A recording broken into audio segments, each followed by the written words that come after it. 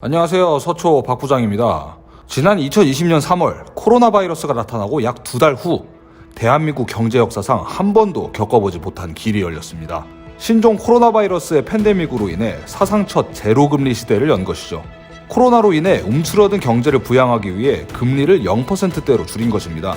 그로부터 약 1년이 지났습니다. 코로나는 계속되고 있고 제로금리 시대 또한 현재 진행 중이죠.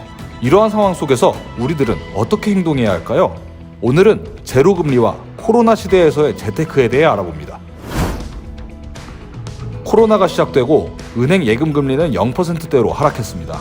그로 인해 주가는 급락했고 환율은 널뛰기 시작했죠. 기준금리를 낮춤에 따라 각 은행의 예적금과 대출금리 또한 함께 하향 조정이 되었습니다. 은행에 돈을 맡기면 이자 대신 수수료를 내야 하는 상황이 온 것이죠. 전문가들은 제로금리 시대에 맞춘 재테크 전략을 각자 수립해야 한다고 지적하며 빨리 준비할수록 제로금리가 불러오는 험난한 파도를 넘을 수 있을 것이라 강조했습니다. 이처럼 현 시대에서 재테크는 선택이 아닌 필수입니다. 가만히 있으면 하루가 다르게 달라지는 통화 가치에 따라 금액은 그대로지만 가치가 녹아내리는 것과 마찬가지인 것이죠. 그렇다면 어떤 재테크를 해야 할까요? 먼저 소액으로도 가능해야 합니다. 일반적으로 큰 금액을 가지고 진행해야 하는 재테크, 주식과 부동산 등과 같은 재테크는 동시에 손실을 볼 리스크도 크다는 의미를 내포합니다. 따라서 한 번에 투자 가능한 금액이 낮아야 합니다. 두 번째, 수익률이 괜찮아야 합니다. 과거 1997년의 예금금리는 연 13%였습니다. 종잣돈만 있다면 은행에 맡기는 것이 안정적이면서 동시에 수익률까지 좋았었죠. 하지만 현재 기존의 재테크, 예적금의 경우에는 현재 약 0%대의 수익만을 보여줍니다.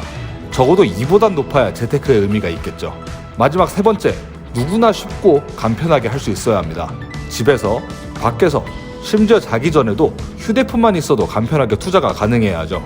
그렇다면 이와 같은 특징들을 가진 재테크는 무엇이 있을까요? 사람들에게 물어보았을 때 대부분의 사람들은 대표적인 재테크로 주식을 꼽습니다. 하지만 주식은 한 가지 단점이 있습니다. 시간이 정해져 있고 지속적으로 보고 있어야 원활한 익절, 손절이 가능하다는 것이죠. 다른 곳에 신경 쓰고 있다가 어느 순간 HTS를 쳐다보면 갑자기 마이너스 20% 이런 경우도 발생한다는 뜻입니다.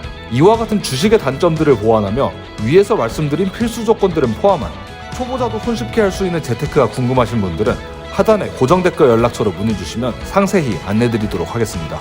일단 먼저 연락 주시면 하는 방법부터 매매 전략까지 모든 것을 컨설팅해드리고 있으니 부담 없이 연락 주시면 감사하겠습니다.